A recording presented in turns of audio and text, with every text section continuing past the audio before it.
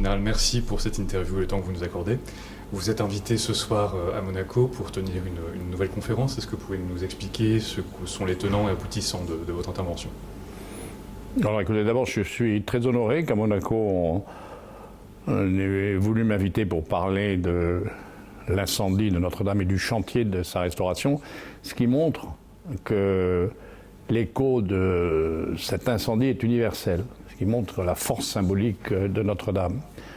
Donc ce soir, j'irai donc faire une conférence dans le cadre de la Monaco Foundation, où j'expliquerai ce que fut cet incendie, comment la France est organisée pour restaurer cette cathédrale, pourquoi le président de la République a choisi une structure tout à fait particulière, puisqu'il a voulu un établissement public, il a voulu un représentant spécial, et c'est moi donc qui ai été choisi. Et nous travaillons donc sous la tutelle du ministère de la Culture, mais en même temps en dehors de ce ministère, pour restaurer cette cathédrale. J'expliquerai comment le chantier est financé. C'est important parce que cette cathédrale est financée par une souscription internationale qui a rapporté 846 millions d'euros, ce qui est le record absolu en France et en Europe de la philanthropie. J'expliquerai ce que nous avons fait depuis 4 ans, un peu plus de 4 ans maintenant, puisque l'incendie a eu lieu le 15 avril 2019, quels sont les résultats que nous obtenons et comment nous sommes bien en route pour une réouverture en 2024, c'est-à-dire dans le délai de 5 ans voulu par le président de la République. Cet aspect philanthrope dont vous parlez, il est très intéressant, parce qu'à l'heure où on parle de déclin de la chrétienté, du manque d'engouement pour l'Église en général, finalement on a la preuve peut-être que finalement, la chrétienté n'est pas si morte que ça. Oui, mais je crois que ça va au-delà. Tous les gens qui ont donné ne sont pas des catholiques, et en tout cas pas des catholiques pratiquants. C'est qu'à Monaco, le catholicisme est religion d'État. En France, il n'en est pas le cas. Vous avez une stricte séparation entre l'Église et l'État, qui, s'agissant des cathédrales, s'exprime juridiquement par le fait que l'État est propriétaire de la cathédrale et l'archevêque de Paris est affectataire de la cathédrale. Ce qui veut dire que dans le cas de la cathédrale Notre-Dame de Paris, c'est l'État qui finance par cette souscription la restauration, mais l'aménagement intérieur et liturgique est financé par le diocèse de Paris. Voilà. Mais vous savez, on avait senti dès la nuit du 15 au 16, par cette foule qui suivait, en France et dans le monde d'ailleurs, cet incendie. Tout le monde a pleuré à l'incendie de cette cathédrale. Tout le monde craignait que la cathédrale, qui finalement ça n'est pas si mal sorti, ne s'effondre. Ça va au-delà de ça, ça montre bien que Notre-Dame de Paris, c'est vraiment l'âme de la France en fait. Et c'est aussi le centre de son histoire. Vous savez que symboliquement, tous les kilométrages de France partent du parvis de Notre-Dame. Quand vous voyez Paris 650 km, ça veut dire 650 km du parvis de Notre-Dame. C'est significatif, si vous voulez.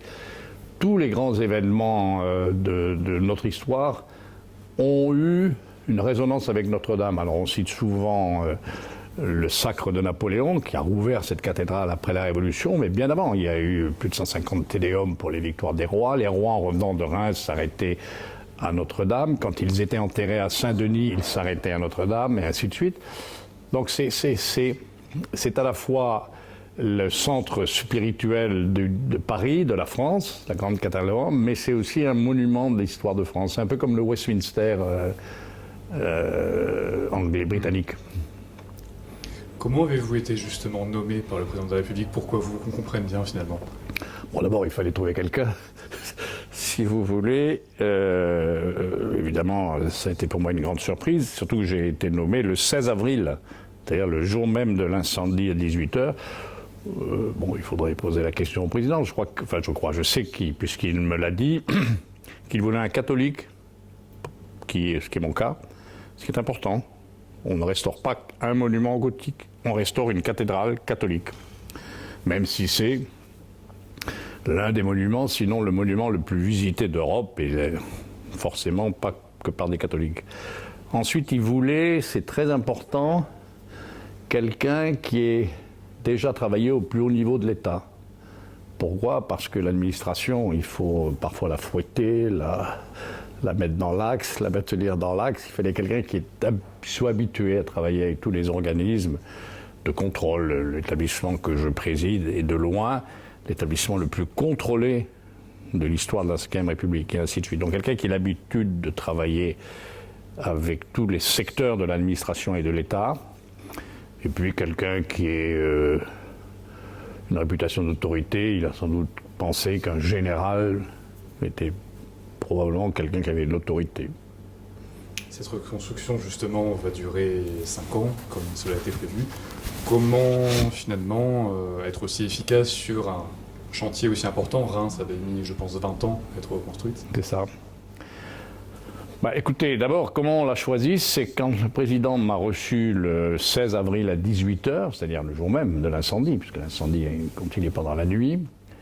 Il me dit, vous n'avez pas de questions ? Je lui dis, non, monsieur le président, sauf que depuis hier soir, j'entends dire que ça va durer 20 ans, 15 ans, moi vivant, je ne verrai plus. Tout ça me paraît assez excessif, et je ne sais pas comment il faut, 6-7 ans. Et c'est là où il me dit 5 ans. Voilà. Alors certains disent tout ça c'est au doigt mouillé, etc. Je crois que dans la vie il faut de l'audace. Il faut proposer aux gens des objectifs ambitieux. Et j'ai reçu cet objectif, cette mission de la restaurer en 5 ans. Et avec le financement, qui est un atout considérable, d'avoir l'argent pour reconstruire, cette durée a été pour moi un atout considérable. C'est-à-dire convaincre tout le monde de se mobiliser, tout le monde, c'est-à-dire mon équipe, les architectes, les entreprises, tout le monde est clairement sur l'objectif. Et ça a été un catalyseur extraordinaire. En tant que catholique, puisque vous le dites, vous êtes catholique, voyez-vous un côté symbolique derrière l'événement Notre-Dame ? Je m'explique. Nous avons l'effondrement d'un édifice religieux, d'un monument religieux, qui coïncide à une époque où, en 2022, nous avons plus de 1000 actes de profanation contre les églises, si bien que la chrétienté aujourd'hui ensemble en France est la religion la plus attaquée. Est-ce que vous y voyez un événement similaire, finalement, qui, dans le sens de l'histoire, arrive à prendre nommé comme illustration ? Écoutez, je crois qu'il ne faut pas faire de l'histoire-fiction, si je puis dire. Il y a une enquête judiciaire, et si on ne peut pas se prononcer sur l'événement exact qui a provoqué l'incendie, vous savez qu'il y avait un chantier à ce moment-là à Notre-Dame, je crois que les équipes du ministère de la Justice qui ont travaillé et qui continuent à travailler, parce qu'il y a 3 juges d'instruction qui continuent à instruire les causes de cet incendie. La cause qui a parfois été mise en avant par des milieux, notamment catholiques, d'un attentat a été clairement écartée. Et les experts ont même déterminé l'endroit exact où l'incendie a démarré, grâce aux coulées de plomb, etc. Donc, si vous voulez, il faut écarter toute volonté d'actes criminels, d'actes hostiles contre Notre-Dame de Paris. Que pensez-vous de ce contexte, cela dit, dans lequel cet événement est survenu ? Je vous parlais des 1000 cas de profanation, d'agression et autres menaces en tout genre. Est-ce que vous, en tant qu'ancien chef des armées, vous avez une vision sur ces événements et sur la manière dont, justement, former un rempart contre ces écoutez, ce que vous dites, ça se situe dans ce qu'on peut appeler une crise de civilisation, une crise de tous nos pays qui ne touche pas seulement la France. Je crois que l'Europe est dans une phase difficile de son histoire. Il y a une crise indiscutablement de notre civilisation. Il y a des phénomènes liés dans tous les secteurs, sociétaux, économiques, financiers, etc. Dans les pays européens, et principalement en France, le catholicisme est nettement en recul, la fréquentation des offices est extrêmement faible. Je crois qu'en France, c'est de l'ordre de 3,5% des baptisés qui assistent régulièrement à la messe le dimanche. Donc c'est vrai que que l'Église catholique n'est pas en forme, elle en a vu beaucoup d'autres dans son histoire, beaucoup d'autres. Ce n'est pas la pire époque de son histoire, mais c'est une époque difficile, les vocations se font rares, c'est une époque difficile. Des événements comme celui-là sont aussi, avec d'autres, l'occasion de réfléchir, de se remettre en cause. Et quand on a la foi, on ne perd pas espoir d'une intervention qui fera qu'on saura se redresser. Regardez, vous avez eu la semaine dernière un attentat par un jeune Syrien, si j'ai bien compris, contre des enfants dans un square d'Annecy. C'est un jeune de 21 ans qui s'est dressé contre les agresseurs, qui avec son sac a arrêté, qui a évité ainsi la mort de ses enfants. Ce jeune homme s'est dit catholique. Et vous avez vu, il a demandé au président de la République comme récompense le fait d'être invité à l'inauguration de Notre-Dame. Vous voyez ? Alors d'un côté, vous avez des signes comme cet incendie qui n'ont rien de criminel, tout ce que vous avez signalé, les attaques contre les églises, etc.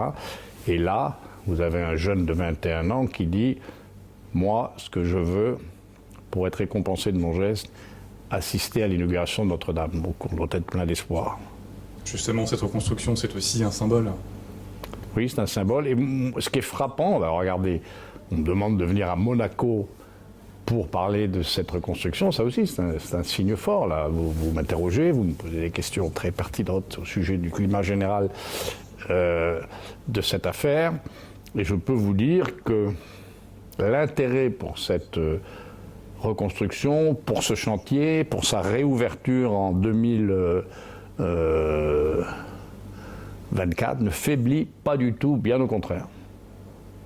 Votre lien avec la principauté de Monaco, enfin, vous êtes invité ce soir. Est-ce que dans l'effort de reconstruction de Notre-Dame aussi, il y a des personnes, des résidents monégasques qui participent à l'effort de reconstruction? Oui, il y en a sûrement. Vous savez, il y a 846 millions d'euros qui ont été collectés pour cette reconstruction. 70 millions proviennent de donateurs étrangers.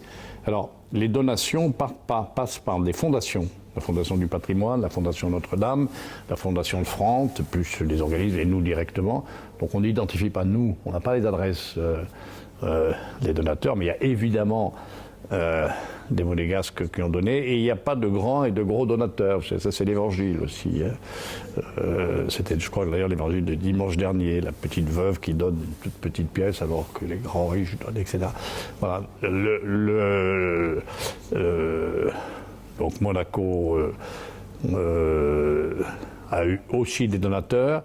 Quant à moi, j'avais été invité en 2011, quand j'étais grand chancelier de la Légion d'honneur, à la fête nationale monégasque en novembre. Et depuis cette année, je suis réinvité chaque année au Grand Prix. Et c'est toujours un bonheur de venir à Monaco.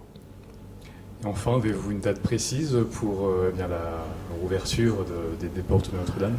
Alors, j'ai dit, nous sommes bien partis pour ouvrir comme cela nous était fixé, mais vous pouvez avoir des événements qu'on n'aurait pas su prévoir, qu'on n'aurait pas su anticiper, quelque chose qui fait que nous ne soyons pas en mesure d'ouvrir en 2024. C'est pas ce que l'on souhaite, c'est pas ce pourquoi nous nous battons. Actuellement, c'est de l'archevêque, évidemment, c'est pas moi, qui est concerné au premier chef et qui sera le maître de cérémonie, si je puis dire. L'archevêque s'oriente, souhaiterait la date du 8 décembre 2024, qui est une fête mariale, et qui serait tout à fait pertinente pour la rouverture de Notre-Dame de Paris, qui, comme son nom l'indique, est consacrée à la Vierge Marie. Merci beaucoup, Général. Merci.